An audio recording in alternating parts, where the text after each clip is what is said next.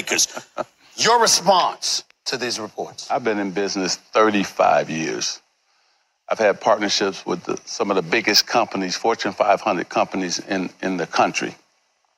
Now, I've never sat in an HR person's office in 35 years. 2 years with the Lakers, no HR appearance. Jeannie Buss, do you think Jeannie Buss will allow me to abuse the employees? If that was the case, she would have called me in. Joe McCormick would have called me in, the lawyer for the Lakers, as well as Dan, the other lawyer. It never happened, right? I'm a person who brings everybody together, uplift the employees.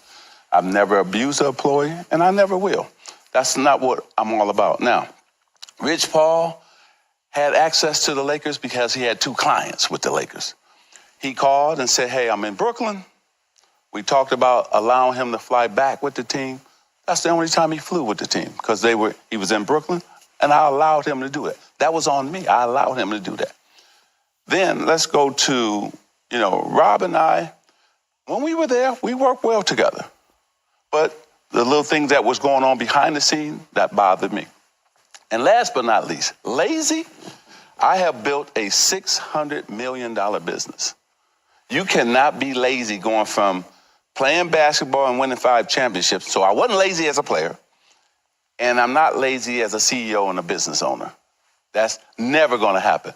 I was brought up in Lansing, Michigan. My father worked for General Motors for 30 years, never missed a day, never was late. Do you think he going to allow me with 6 sisters and 3 brothers to be lazy?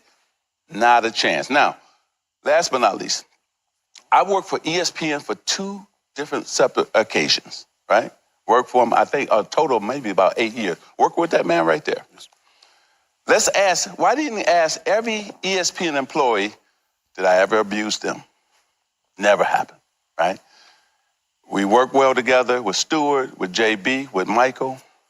I'm a guy that will tell you the truth. Now, a lot of Laker employees didn't like that. I held them accountable. What, if anything, would you do differently? And is basketball so different that you would approach it differently, Irvin? Well, I would have hired my own people from the beginning. The one thing I didn't get to do is hire everybody that I wanted, right? Rob and I got put together. I inherited Luke Walton. So I didn't get to hire my own people. And so then you can judge me. Hey, you can judge me by trades I made. You can judge me by I didn't have enough shooters. Yes. Did I do some things wrong? Of course. And I admitted those things. I'm not a guy who's going to run from the truth. I'm going to tell you the truth. And also, you can talk bad about me. If I did something wrong, I don't mind that. Whether it's on ESPN or other shows, say that Magic made mistakes, because I learned from my mistakes. But I'm going to also tell you what I didn't do. I've never gotten called from Starbucks, from Sony when I had to deal with Magic Johnson Theaters. I can keep going right now. Ta&Co, all the partnerships I have, the Dodgers and Guggenheim. Nobody has ever called me and said Magic mistreated an employee, ever. And that would never happen. I love coming in. Even here, I still know all the people here, working here. What's the first thing I do? Oh, he's still here. How you doing? That's who I am. And so it's okay if you want to try to lie on Magic, go ahead. But I know the truth. Jeannie knows the truth, because if I had disrespected somebody, she would have called me in her office. And that never happened. HR would have called me. It never happened.